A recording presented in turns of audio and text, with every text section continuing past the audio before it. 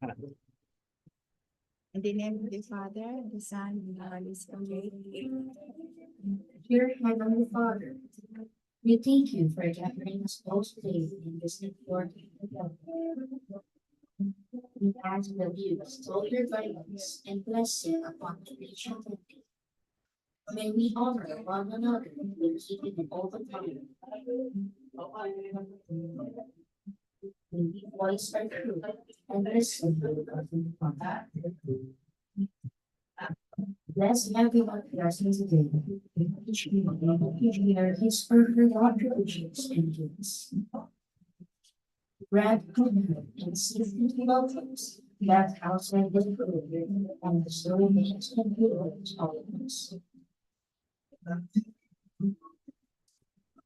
We ask for your wisdom and grace to use our talents for the benefit of others.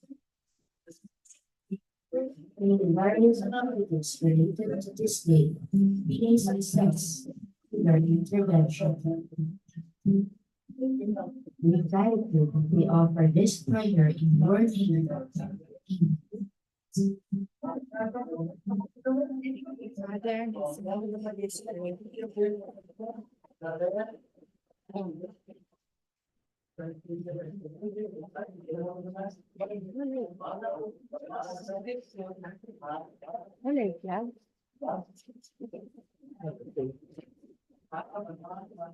Good morning, everyone, and to our valued stakeholders who are watching the video Zoom private conference.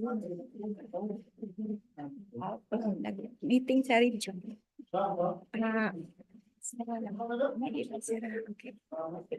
Today's activity is a private conference for 6 civil works projects to be bid on February 20. And today is February 8, 2024, 10 in the morning. We will have the private conference. And before we start our private conference, we will have the roll call. In behalf of our OIC Assistant District Engineer, the back chairperson, Sir Norlando P. Manalo, who is now in the regional office for unofficial business. I am Maria Ligaya Senior. Would like to, the vice chairperson will be the one to conduct the private conference together with the rest of our back members present for today. Please acknowledge if your name is called. Engineer Sergio B. Bindolo Jr., back member regular. Present, ma'am. Acknowledge. Engineer Leonard E. Panogan-Rinog, back member regular. Present. Acknowledge. Engineer Omar A. Nasino, back member provisional. Engineer acknowledge. Engineer John Rengis M. Peralta, back member provisional end user. Acknowledge. Our Chief of the Procurement Unit, Engineer Rosalind R. Vasquez, Engineer 3, Procurement Engineer. Acknowledge, ma'am. Engineer Maria Lolita E. Castro, back Secretariat member. Acknowledge. Engineer Chanda M. Isao, back member Secretariat. Unofficial business, BL Zone. Engineer Cedric Floyd A. Durante, head of the technical working group on official business, and the rest of the technical working members. Engineer Hannah Catherine Arco, Engineer Juan Paulo C. Castillo, Engineer Kevin Joshua Manaha, Ma'am Ken R. Bajo, on official business to regional office, and Engineer Christian Jawi S. Sabado. Once again, good morning, and we will proceed with the conference agenda. The agenda for today's private conference, one is brief presentation, explanation by the back for the basic contract data, requirements and bidding documents, and documents to be submitted by the bidder. Number 2 is the questions, comments from bidders and replies of the back. Number 3 is other matters, relevant department orders, and GPPB resolutions will be discussed. The basic contract data. The following will be discussed by the back members, starting from Engineer Sergio Bibindolo Jr. and the rest of the back members. Good morning. For CY 2024 infra projects, number 1, contract ID number 24HG0052, contract name, ensure safe and reliable national road system, bridge program, retrofitting, strengthening of permanent bridges, Campacas Bridge along Dalaguete-Mantalongon-Badian Road, location, Oslob, Cebu. Dalaguete, Cebu. ABC is 12,005,000 pesos.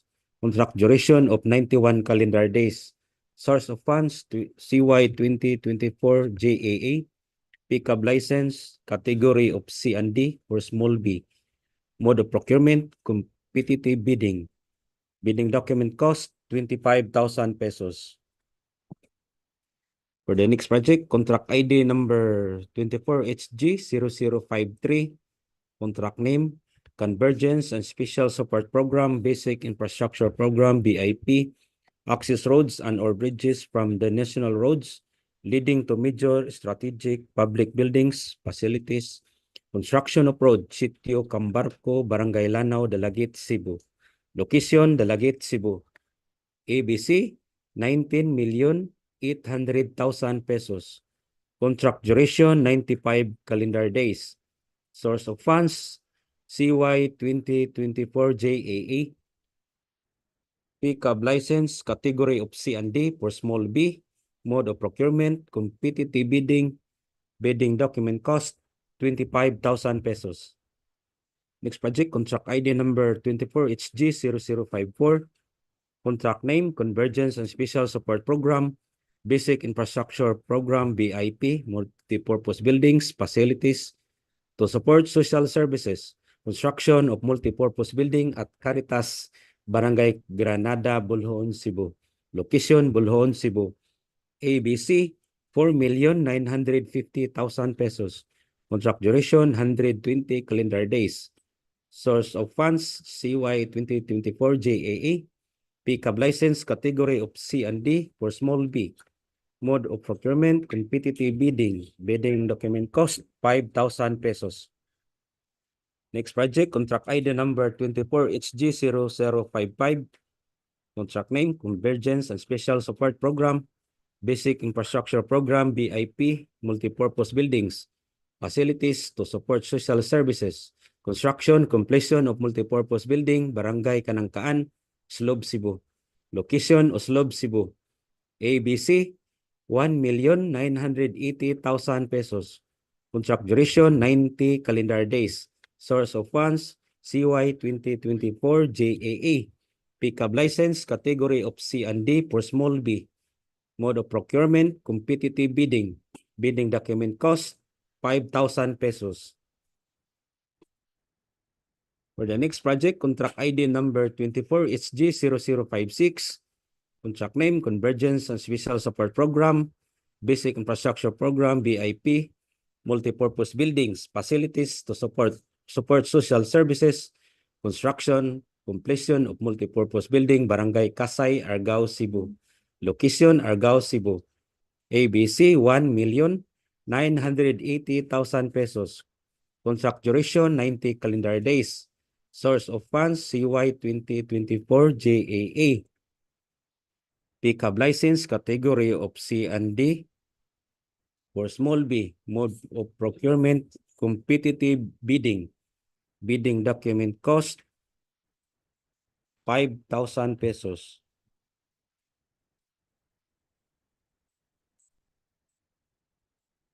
Contract ID, for the next project, contract ID number 24HG0057.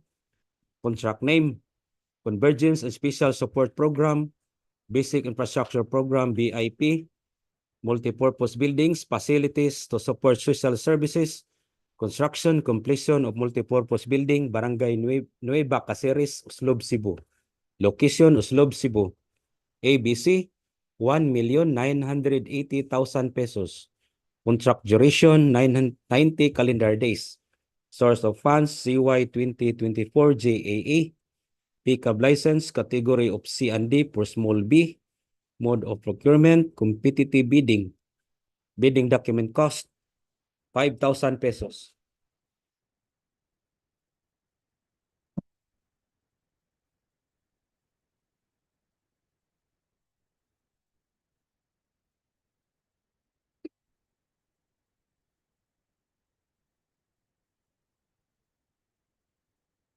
For contract ID 24HG0052, 001, ensure safe and reliable national road system bridge program retrofitting, strengthening of permanent bridges, Campacas Bridge along Dalaguete-Mantalongon-Badian Road.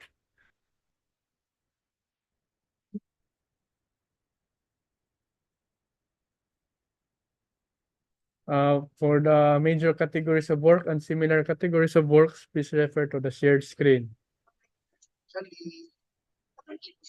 And also for the minimum key personnel requirements and minimum major equipment requirements.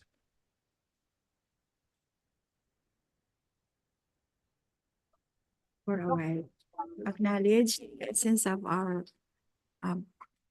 Bids and Awards Committee back chairman, Sir Norlando P. Manalo, ROIC Assistant District Engineer. Good morning, sir. Welcome to the pre-bid conference for today's activity.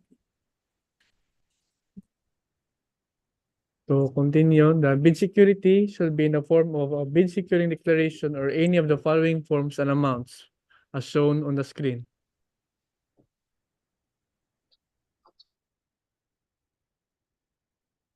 The intended completion date for this project is 91 calendar days, including predetermined unworkable days of 3 calendar days and 12 number of Sundays. For the bill of quantities for this project, please refer to the shared screen.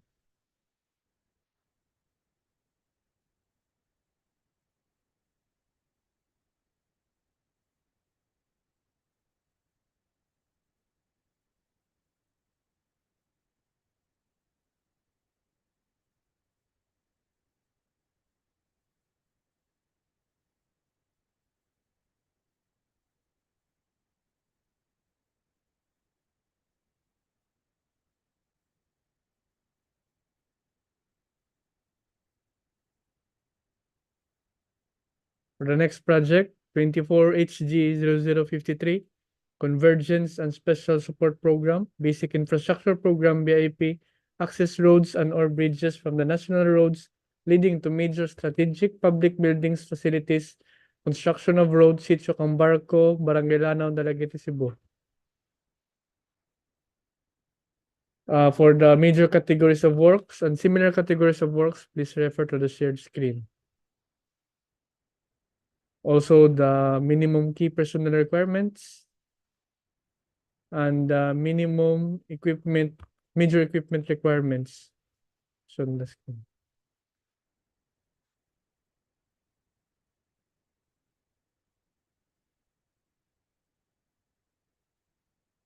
The bid security shall be in the form of a bid securing declaration or any of the following forms and amounts as shown on the screen. The intended completion date is 95 calendar days, including predetermined unworkable days of 3 calendar days and 12 number of Sundays. For the bill of quantities for this project, please refer to the shared screen.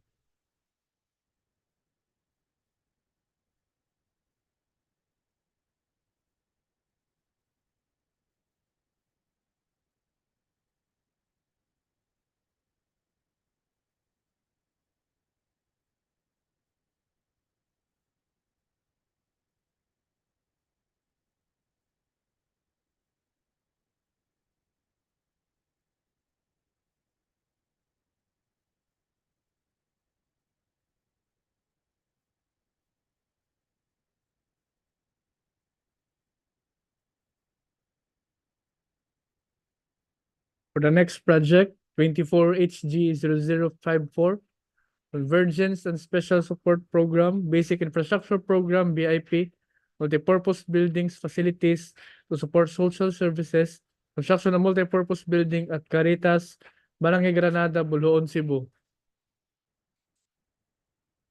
For the major categories of work and similar categories of works, please refer to the shared screen.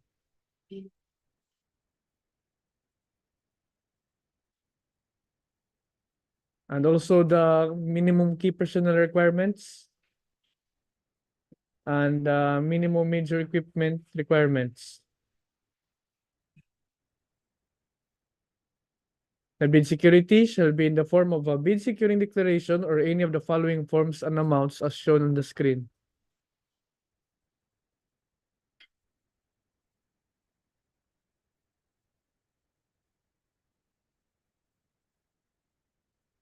The intended completion date is 120 calendar days, including predetermined unworkable days of 4 calendar days and 16 number of Sundays. For the bill of quantities, please refer to the shared screen.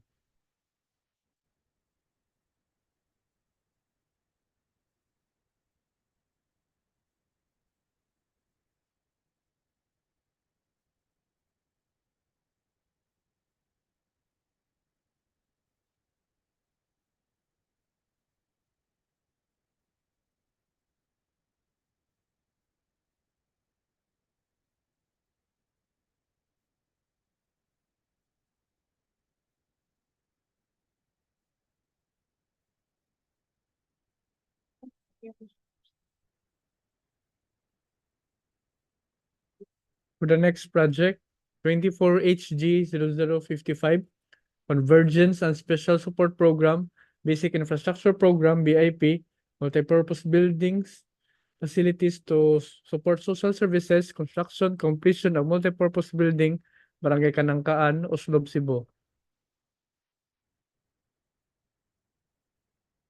The major categories of works and similar categories of works is shown on the screen. For the key personnel requirements, please refer to the shared screen, and also the minimum major equipment requirements. The bid security shall be in the form of a bid securing declaration or any of the following forms and amounts as shown on the screen.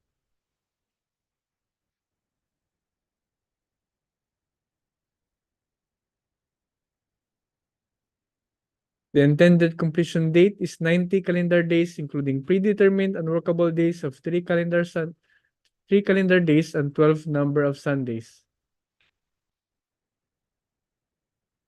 The bill of quantities for this project, please refer to the shared screen.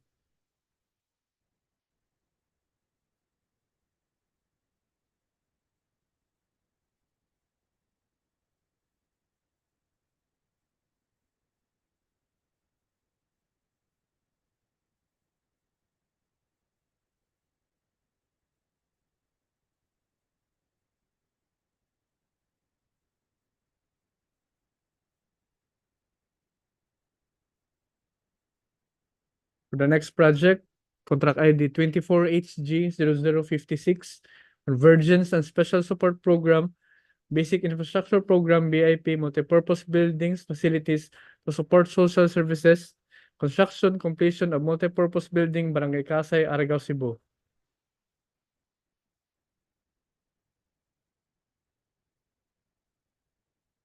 For the major categories of works and similar categories of works, please refer to the shared screen.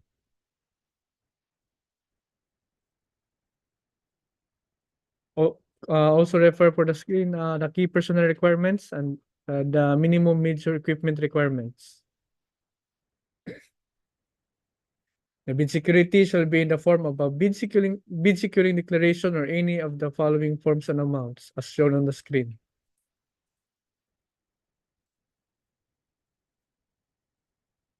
The intended completion date is 90 calendar days, including predetermined unworkable days of 3 calendar days and 12 number of Sundays. For the bill of quantities, please refer to the shared screen.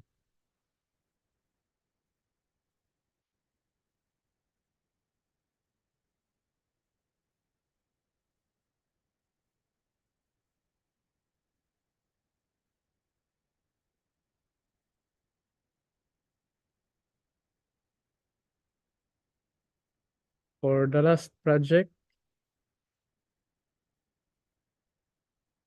Contract ID 24HG0057, Convergence and Special Support Program, Basic Infrastructure Program, BIP, Multipurpose Building Facilities to support social services, construction completion of multipurpose building, Barangay Nueva Caceres, Oslob, Cebu. For the major categories of works and similar categories of works, please refer to the shared screen.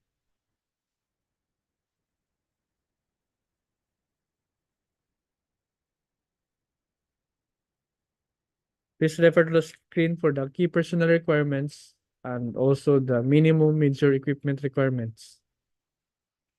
The bid security shall be in the form of a bid security declaration or any of the following forms and amounts as shown on the screen. The intended completion date is 90 calendar days, including predetermined unworkable days of 3 calendar days and 12 number of Sundays. For the bill of quantities, please refer to the shared screen.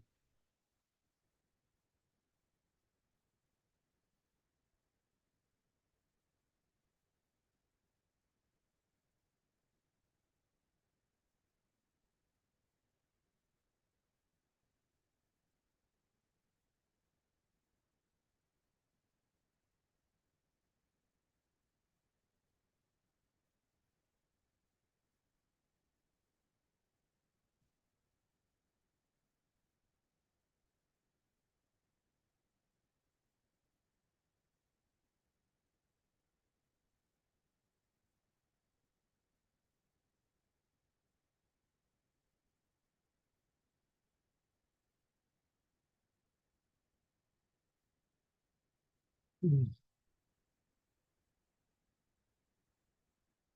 morning. So we'll proceed to the documents to be submitted by the bidder.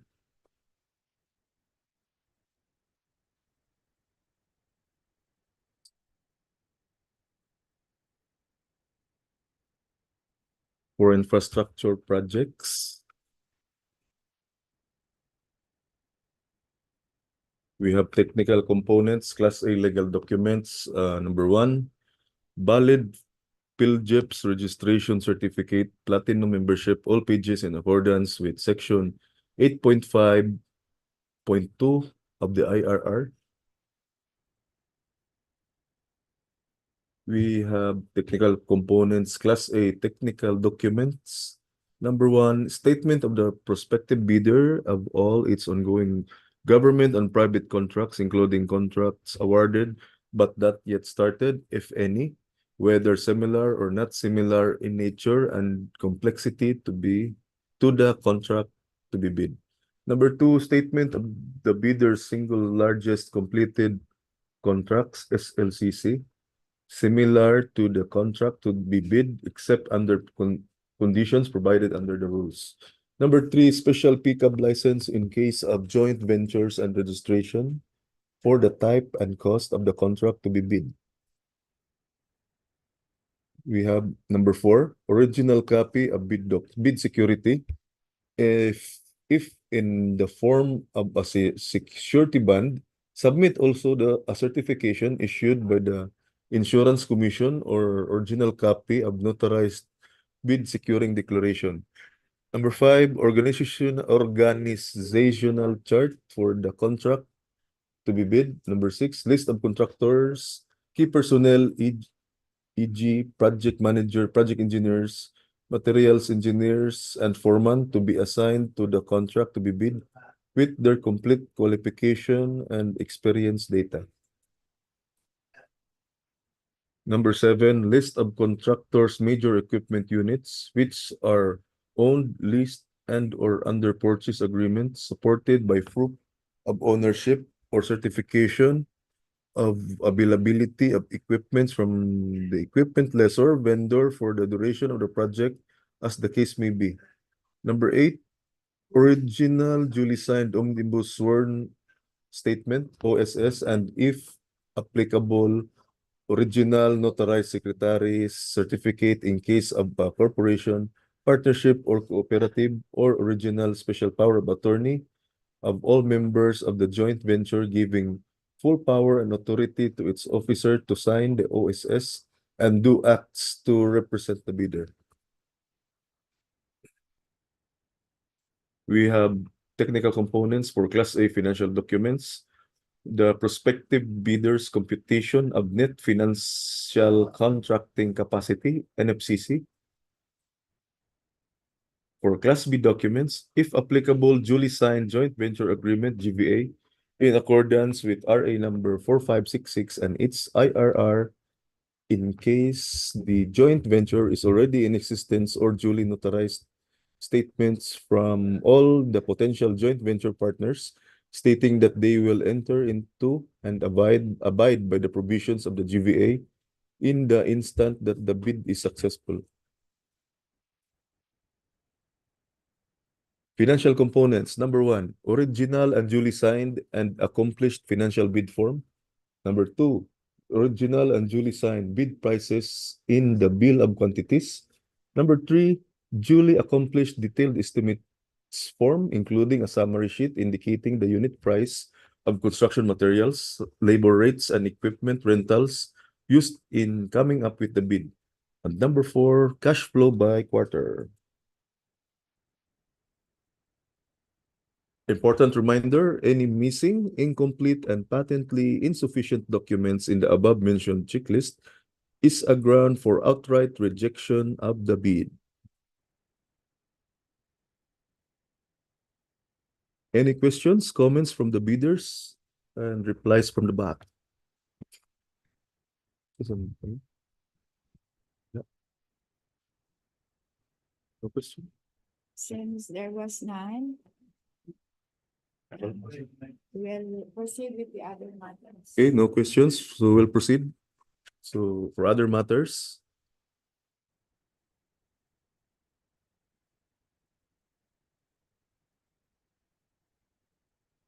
we'll be reading important memos and resolutions.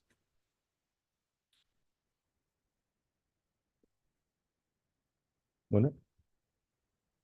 Okay, please take note of the memorandum dated September 20, 2023, with subject Department of Labor and Employment, DOLE, Labor Advisory number 6, series of 2023 regarding the construction safety and health program.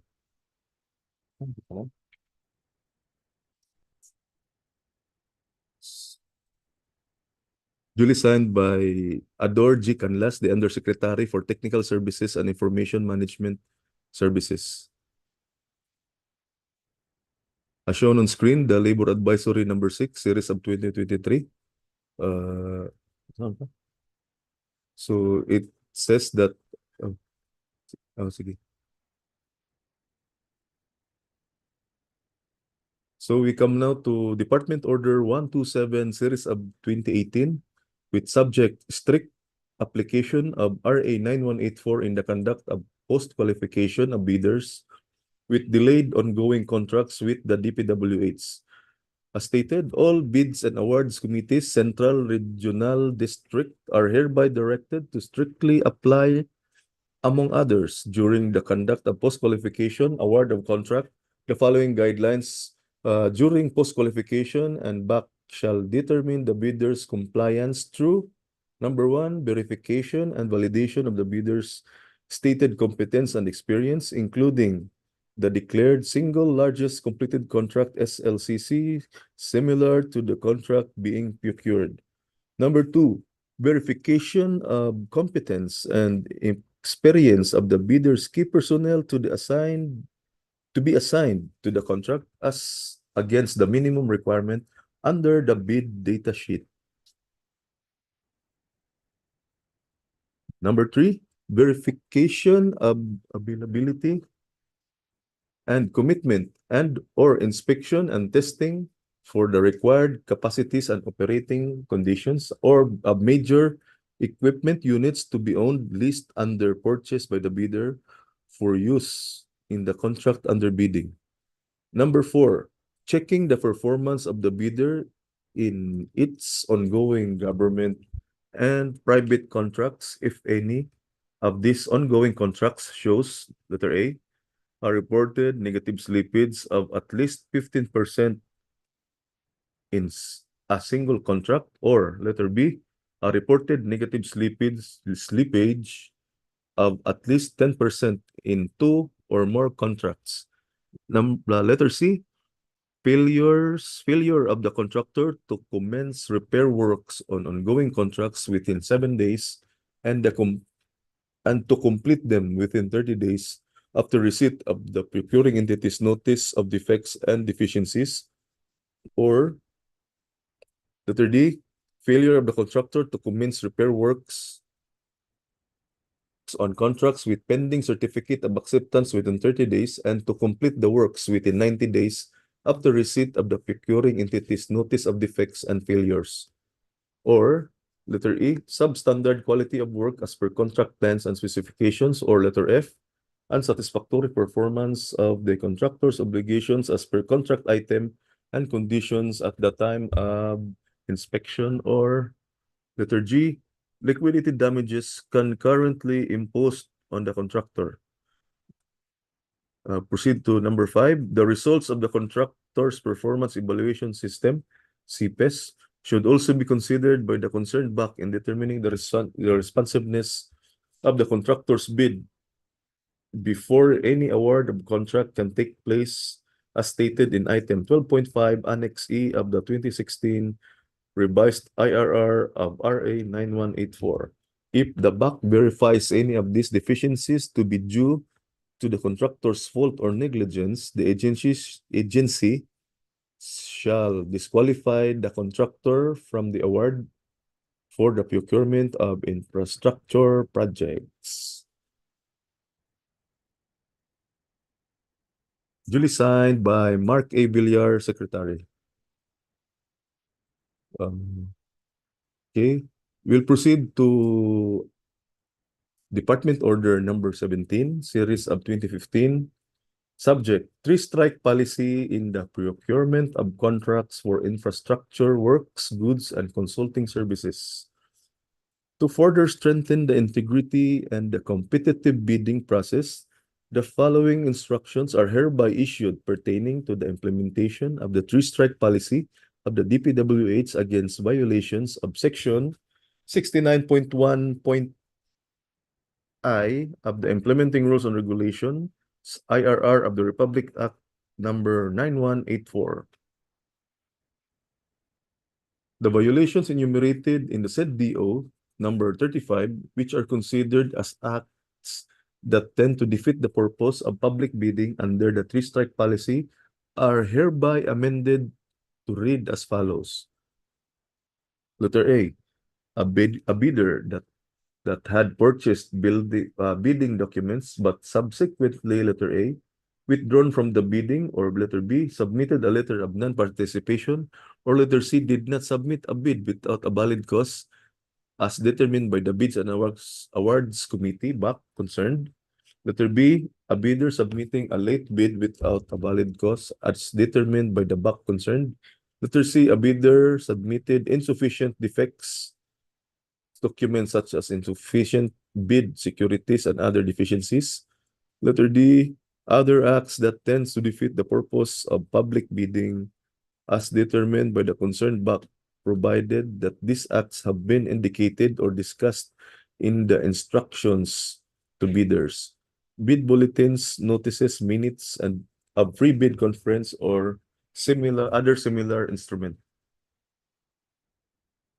Number 3, each offense by the bidder referred to in section 69.1.I of the IRR, as stated in the said DO 35, consists of the 3 violations or strikes within a period of 1 year, starting from the date of the first strike for all procurements by all offices of the DPWH.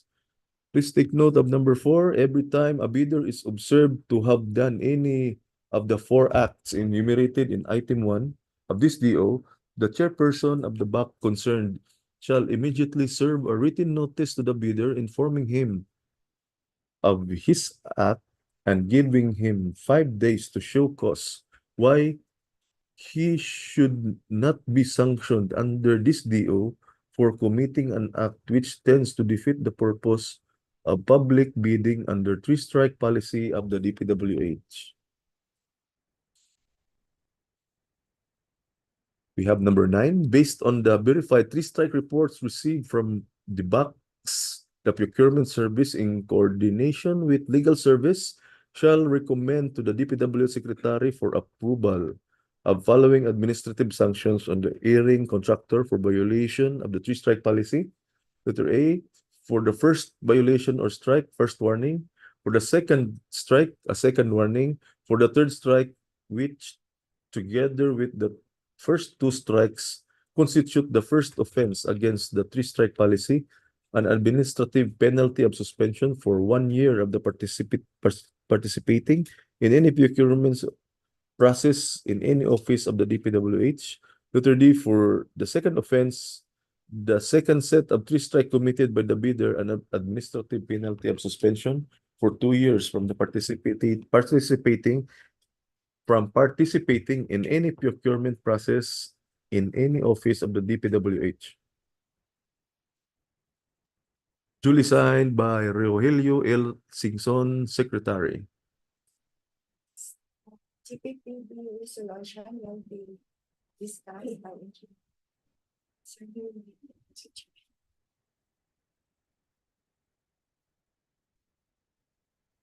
For the GPPB resolution number 15-2021, lifting the suspension on the implementation of the mandatory submission of PELJEP certificate of platinum registration and membership in competitive bidding and limited source bidding, amending sections 8.5.2, 23.1A to 23.3, 24.1A to 24.4.3, 34.3, and 54.6 of the 2016 revised IRR of RA 9184, items number 4, G1, and item number 5, D1B, as well as Appendix A of Annex H thereof.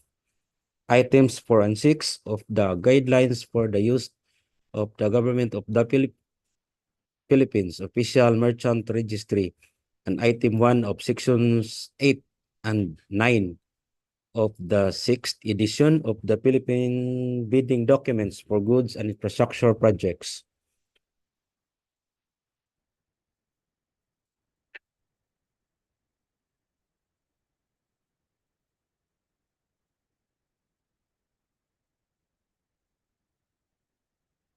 For resolution number 16-2020, approving the circular on the guidelines in the preparation of the simplified bidding documents for goods and infrastructure projects and submissions of the required forms for the procurement of goods, infrastructure projects, and consulting services with related amendments to the 2016 revised implementing rules and regulation of our Republic Act number 9184.